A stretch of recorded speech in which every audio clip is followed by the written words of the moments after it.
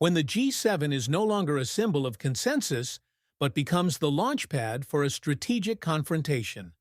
Alberta, once chosen to unify Western powers, instead becomes the epicenter of a geopolitical earthquake.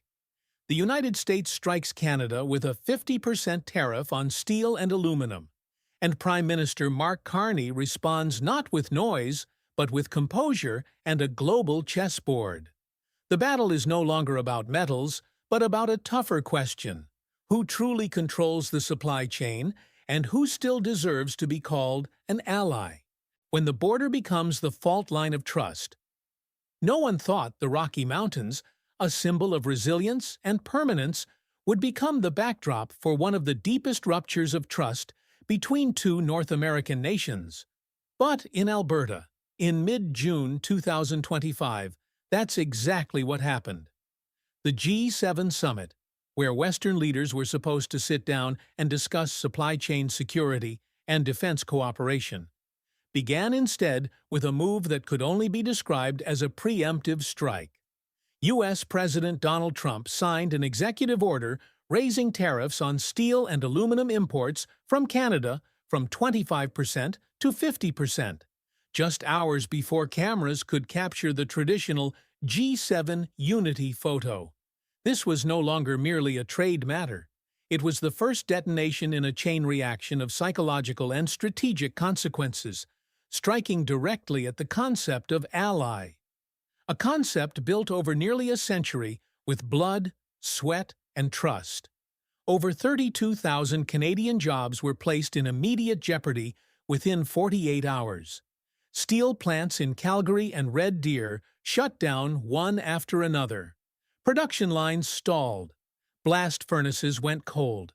Workers accustomed to the clang of metal now stood outside factory gates with empty stares. No one had been warned.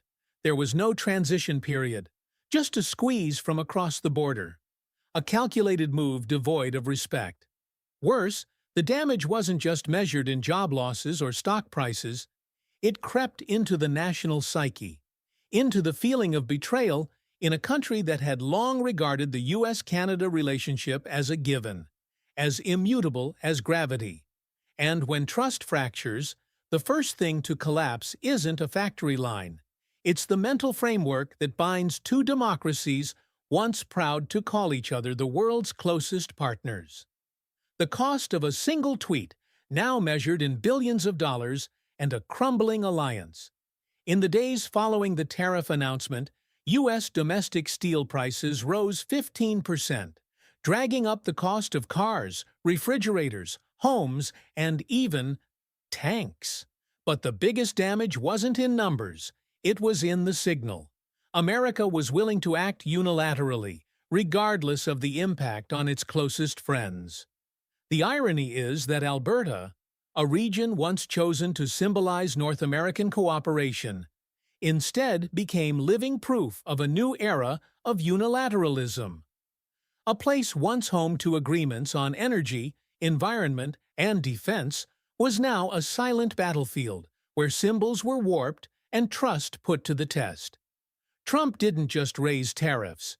He issued what amounted to an ultimatum: accept my terms or pay the price. That wasn't the language of trade negotiation.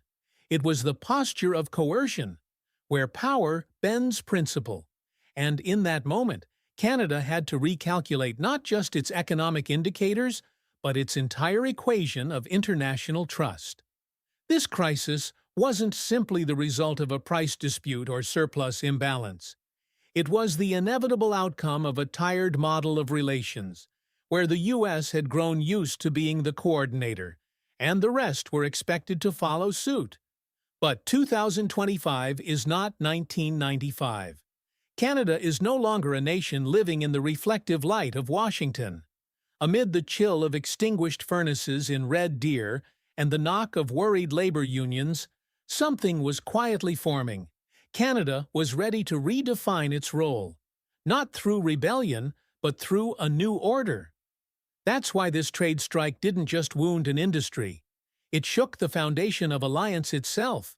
Because if even a handshake can carry a price tag, the larger question must be asked: Does ally still mean anything in a world where trade is weaponized and trust treated as a negotiable asset? And from Alberta, from the cold factory walls, an answer slowly took shape. Not through gunfire or grandstanding speeches, but through the silence of strategic decisions quietly unfolding backstage. A new chapter in geopolitical power play was beginning. And this time, Canada wasn't waiting for someone else to write the script. The silent strategy. When Canada didn't retaliate, but flipped the board. In the world of international politics, quick, rushed, and noisy responses often only soothe anger for a moment, but rarely establish a long-term position. Canada understands that, and Prime Minister Mark Carney, who once led the Bank of England through the Brexit crisis, once again proved that strength doesn't lie in shouting, but in the ability to control the rhythm of the entire board. 3 days after the tariff shock from Washington, there was no emergency press conference, no angry tweet issued from Ottawa. Instead, there was a single concise statement from the Prime Minister's office. We are reassessing the structure of our defense and trade supply chains with our U.S. partner. One single line, but it was a signal for a quiet counterattack, one that gradually peeled back the layers of interdependence between the two economies. On June 19, 2025, Carney officially stepped in front of the cameras. No trembling voice, no fiery rhetoric. He laid out a 5-part strategy with the calm of a chess player already 2 moves ahead. At the center was the statement, Canada is not a hostage in anyone's supply chain. The first part of the plan was a conditional response. Retaliatory trade measures would be adjusted based on the progress of G7 trade negotiations with a deadline of July 21st. Not tit for tat, but a countdown clock, putting pressure on the Trump administration from the very industries now worried about their own supply. The second part was a silent yet forceful defense move. Starting June 30th, all federal infrastructure and defense projects in Canada would prioritize domestic steel and aluminum, or imports from countries with reciprocal trade agreements. A polite pat on the shoulder to the U.S., and simultaneously, a quiet removal from the priority list. Not banned, just not chosen. The third part was a policy to tighten imports from non-FTA countries by applying tariff rate quotas, capped at 100% of 2024 import levels. Instead of letting Chinese or Indian suppliers exploit the gap, Carney fenced off the domestic field, securing market share for local businesses during restructuring. This wasn't just about defense, it was about building strategic autonomy, a concept once considered a luxury for open economies like Canada. The fourth part, perhaps the most subtle, wasn't in any policy document, but in how Carney phrased it, we do not seek escalation, but we will not bow. That sentence was immediately quoted by Canadian MPs as a slogan for a new era. In a world where words are often used as weapons, calculated coldness becomes the most dangerous strike. And finally, the fifth part was what made Washington flinch. Canada would restructure its public investment portfolio in defense and energy, prioritizing countries with sustainable, transparent, and non-threatening trade commitments. In other words, this was a warning. If the U.S. continued turning trade into a tool of punishment, Canada would turn strategic cooperation into a bargaining lever. What's notable is that Carney never hid his ultimate goal. He didn't try to score political points with the public, nor did he portray himself as a man of honor striking back. He acted as a system-level crisis manager, where every decision wasn't about soothing emotions, but reshaping the power structure of North American relations. Behind the polite language lay a clear truth. Canada was rebuilding bilateral trade order on a new foundation, not as a friendly neighbor, but as a conditional partner. Emotion was no longer valued by familiarity, but by stability and predictability. And with every new policy announced, Carney wasn't just responding to a tariff order.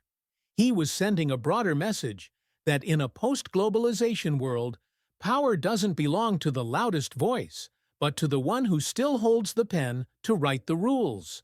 And this time, Canada isn't just holding the rules, it's rewriting them. When the G7 became G0A divorce without paperwork. The G7 summit, once designed as a sanctuary for unity and allied spirit, ended in 2025 without a single joint declaration. No formal group photo made it to the front pages. No glossy communique affirming solidarity. Only empty chairs, sidelong glances, and folders closed halfway through. And this time, the silence wasn't due to a technical glitch. It was the death knell of an alliance fracturing at its roots. Amid the proud Alberta Rockies, where a symbolic foothold for Western cooperation was meant to take shape, came an unexpected moment. President Donald Trump suddenly refused to sign the joint communique, walked out mid-dinner, and left the negotiation table thick with the tension of overheated metal. It wasn't just a diplomatic breach, it was a public swipe at the entire order the G7 represents, an order built on dialogue, unity, and responsibility. But Trump didn't just walk away. Before leaving the room, he dropped a political bomb. Consider bringing Russia back to the G7, or even invite China. We need a G8, maybe even a G9. Those words froze the room. European Commission President Ursula von der Leyen's face darkened. The German Chancellor clutched her documents. And Mark Carney, the summit's host, quietly folded his notebook before finishing the second line. In diplomacy, small gestures often speak the loudest. It didn't stop there. Trump went on to say that removing Russia from the G7 after Crimea may have led to the Ukraine war. That statement wasn't just a slap to European allies, it was a denial of the very moral stance the West had upheld for over a decade. A remark that undermined not just history, but principle. From that moment on, the summit was no longer a platform for dialogue. It became a political minefield where every word was weighed as if it would be quoted in history books. When Carney stepped out and told reporters, "This is no longer the G7, this is the G0," he wasn't just making a play on words. He was defining a new reality, a summit that can't produce statements, can't safeguard supply chains, can't uphold principles, has no reason to exist. The G7 had once symbolized Western soft power, a place where nations could gather to discuss climate change, fair trade, financial stability, and global security. But now, that very summit exposed the biggest fractures, not caused by adversaries, but from within. The consequences weren't just diplomatic. Global markets trembled. Defense, industry, and energy corporations put investment plans on hold. The world realized a terrifying truth. If the G7, the wealthiest, most stable democracies on Earth, couldn't trust each other, what hope did the rest have? For Canada, the shock wasn't unexpected, but it was an ultimate stress test. Carney had prepared for Trump to destabilize the summit. But what he didn't anticipate was the quiet acceptance from other leaders. No one stood up in protest. No one walked out. They simply stayed silent. And that silence was the most dangerous part.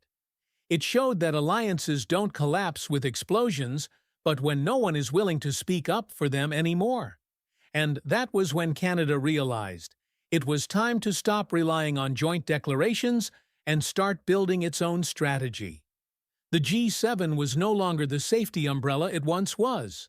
It had been punctured, not by the storm outside, but by the hands that once held it. In the diplomatic corridors of Alberta, people began whispering a phrase no one thought they'd hear. Post-G7 world. A world where alliances are no longer built on slogans, but on actions. Where middle powers like Canada must write the rules themselves. And Carney, with his calm expression and deliberate language, is slowly becoming the architect of that era. an era where the sword no longer comes from Washington, but from silence. And Canada, instead of waiting to be pushed off the table, has started building a new one. Less flashy, but more resolute. No longer the G7. Perhaps the real G, where the first letter no longer stands for group, but for ground zero, where everything must be rebuilt from the beginning. When silence became a political weapon, there were no shouts, no flags flooding the sky, no roaring crowds pouring into the streets, and that's exactly why this protest became one of the most powerful political moments in Canada's modern history. In early March 2025, as news of the 50% U.S. tariffs on steel and aluminum flooded the headlines and the G7 collapsed in Alberta, Canadians weren't angry, they were silent. But it was a purposeful silence, and carried a message deeper than any speech ever could. On Parliament Hill in Ottawa, small groups of people stood in quiet circles. No slogans, no horns. They only carried small handwritten signs. Allies don't threaten each other. Trust is not up for negotiation. We do not kneel to tariffs. Those messages spread across social media like a wave of emotion. And within just 12 hours, the hashtag #NoTariffs climbed to the top of Platform X Twitter, spreading from Saskatchewan to Halifax, from Toronto to the industrial core of Windsor, where every steelworker knew their future hinged on a button press in Washington. No one organized the movement. No political leader or union initiated it. But it was precisely that lack of central coordination that made the protest so dangerous. For Washington, it showed that the outrage wasn't manufactured, but felt as common sense. A retired teacher in Alberta, when interviewed by Reuters, said something that international media would repeat for weeks. We and the U.S. are neighbors, and good neighbors don't tear down fences, then blame each other for the shadow. That wasn't a call to action. It was a moral declaration from a wounded society. That sense of hurt didn't stem from a single tariff policy. It came from feeling dismissed, treated like a disposable pawn. Even though Canada had stood beside the U.S. in every war, every defense pact, every health and financial crisis over the last 70 years. The provinces began responding one after another. Quebec issued a statement condemning the tariffs. Ontario, home to tens of thousands of jobs tied to the steel supply chain, passed an emergency resolution demanding the federal government not back down. Even British Columbia, far from the metallurgy center, spoke up for economic self-determination. Soon after, labor unions, hesitant at first, began voicing support for Carney, but this time they weren't asking for benefits or subsidies. They were demanding a national stance, a Canada that does not bow to the volatility of any government. And in that context, Carney harnessed the energy of this protest and turned it into a tangible pressure point in politics. He didn't hold rallies. He didn't go on TV calling for unity. He stayed silent, just like the protesters, and used that silence as a shield against American lobbyists. That created a stark contrast with the noise, impulsiveness, and volatility coming from Washington. While Trump took the stage in Pennsylvania to cheers of "Bring Jobs Home," in Ottawa, Parliament quietly voted to re-examine all infrastructure contracts involving U.S. imports. No cameras, no fiery debates, just a decision. And that difference is exactly what made the world pay attention. In an era where protests seemed to require the loudest sound to be heard, Canada chose to make silence the most powerful form of resistance.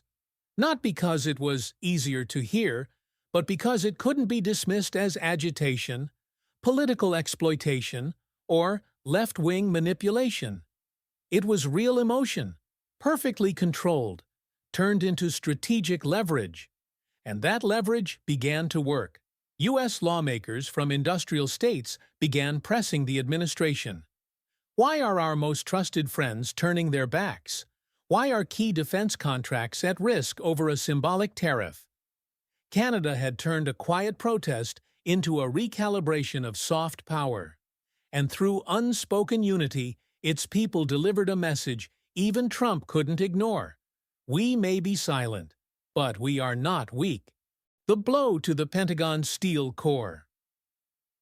If the tariff war between the U.S. and Canada began as a trade dispute, by the end of June 2025, it had reached the most sensitive point: the United States military supply chain. While the media remained fixated on the political divorce after the G7 summit, behind the scenes, a system that once operated smoothly between two allied nations began to deteriorate, not by bombs, but by a lack of steel. In an industrial zone near Quebec City, a steel mill specializing in armor plates for U.S. military vehicles was forced to halt operations for 14 days, not due to labor shortages or strikes, but because their biggest client, U.S. defense contractors, had postponed all orders. Orders signed 6 months prior were now frozen by two simple words: uncertainty. The shock didn't stop in the North. Just 3 days later, a manufacturer of household appliances and military components in Chicago announced a 2-week shutdown due to material shortages. Thin steel sheets from Ontario, used to build radar circuit boards and ballistic shielding, were no longer crossing the border on schedule. A domino chain began to fall. The U.S. defense industry, long reliant on Canadian materials as a given, suddenly faced a stark reality. Its supply chain could not operate independently. According to a report from the U.S. National Defense Stockpile, in 2023, Canada supplied nearly 25% of all steel and over 50% of the aluminum used in American military production. Not Mexico, not Asia. It was the northern neighbor, and it was the one being taxed most heavily. At military shipyards in Louisiana and Virginia, progress on joint projects with Canada, from warship hulls to underbody armor, began to slow. The U.S. Department of Defense issued an internal alert about possible delivery delays for 2 major programs: a long-range radar package and a next-generation attack drone initiative. The bitter irony: the Trump administration had promised that tariff hikes would bring jobs back to America. But in reality, the decision was now causing U.S. factories to run out of materials, workers to be furloughed, and defense contractors to face potential penalties for delayed deliveries. In the strategic security community, this was no longer a trade issue. It was a systemic failure. There's no national security without guaranteed access to strategic materials, a Brookings Institution expert noted. And if Canada is removed from that equation, the U.S. doesn't weaken instantly, but it certainly becomes slower, more expensive, and more vulnerable. In the U.S. Congress, pressure began to mount. Senators from heavy industry states like Ohio, Michigan, and Pennsylvania, home to thousands of defense manufacturing jobs, collectively demanded the White House reassess the unforeseen consequences of the tariff policy. An emergency hearing was called, and in it, Mark Carney's name came up repeatedly. As a leader, Washington could no longer ignore.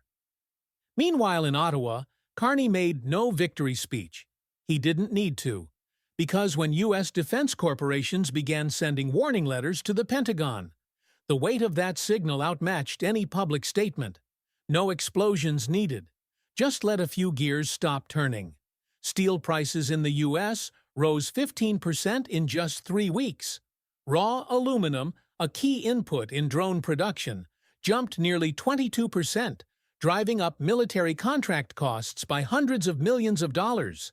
And when defense budgets must be reallocated due to material expenses, what's sacrificed first isn't ammunition. It's research, training, and innovation. What should have been a mere metal dispute had now turned into a deep stab at the foundation of U.S. defense technology. And for Canada, it wasn't a hostile act, but a reminder. If you threaten our lifeline supply chain, we only need to stand still and let you feel the consequences. No bullets were fired. No treaties were broken. But the entire U.S. defense industry felt an invisible strike from their own hand. And Canada, by doing nothing at all, made the entire system tremble. The Minerals Alliance.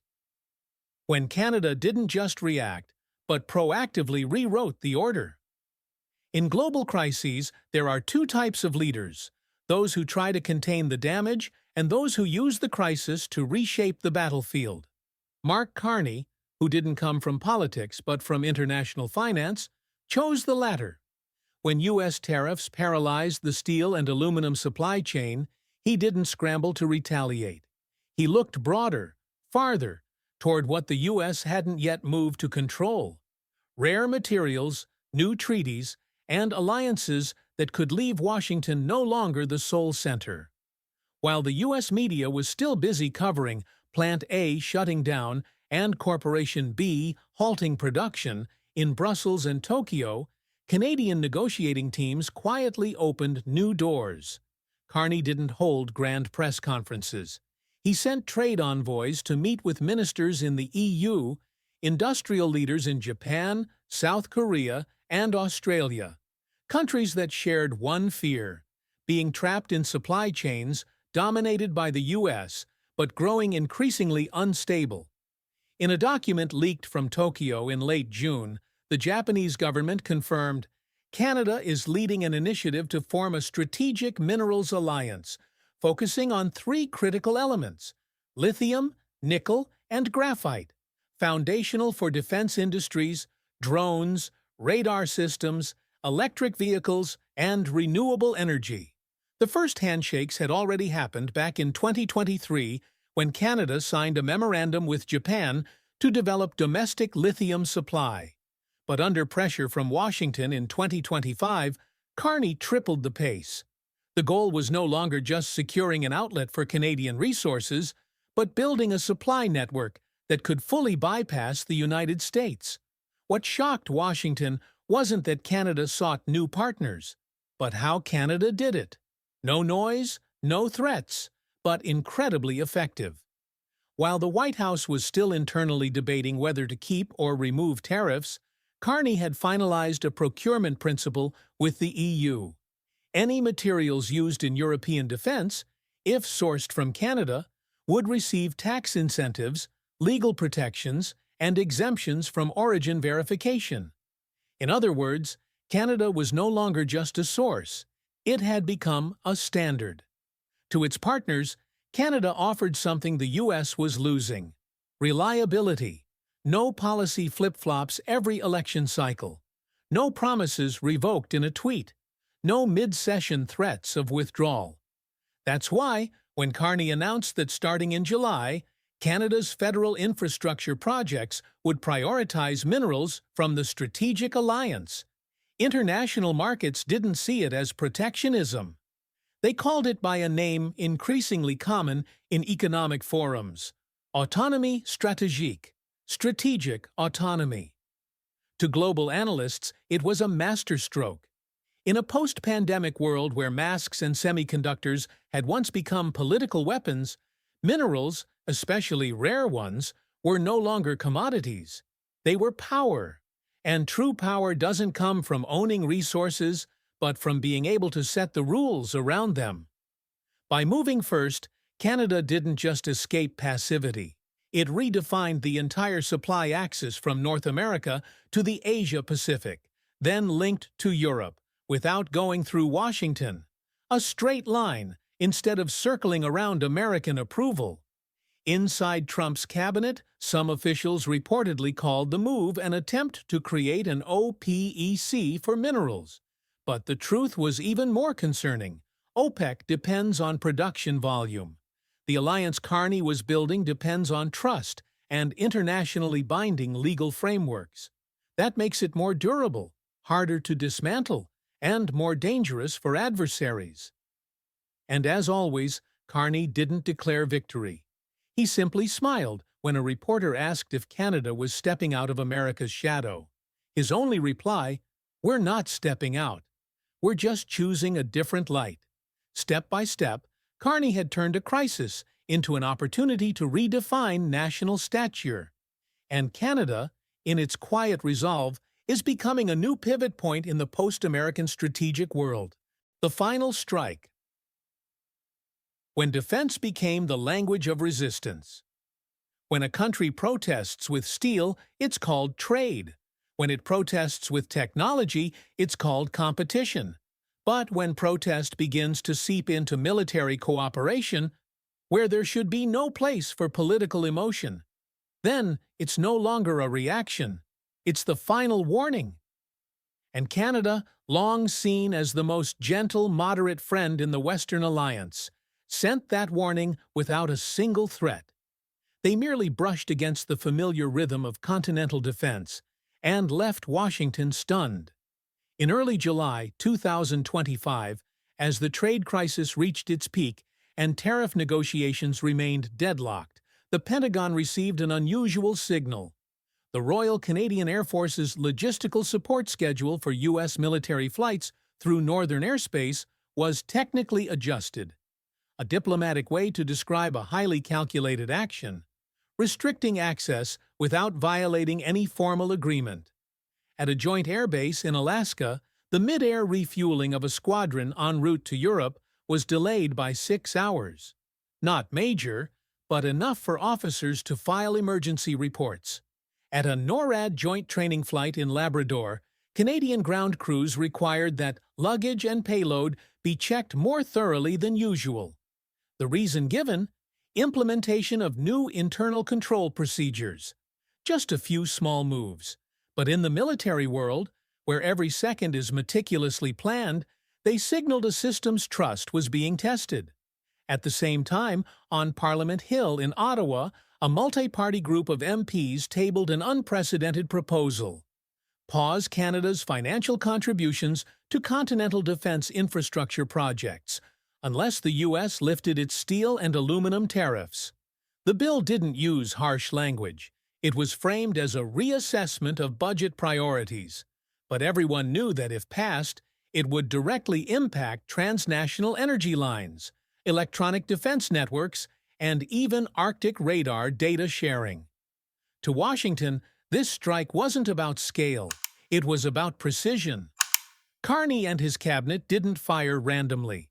They chose points the U.S. couldn't overlook, but also couldn't publicly confront, because any public accusation would mean admitting they're being turned on by their closest ally in the most sensitive domain.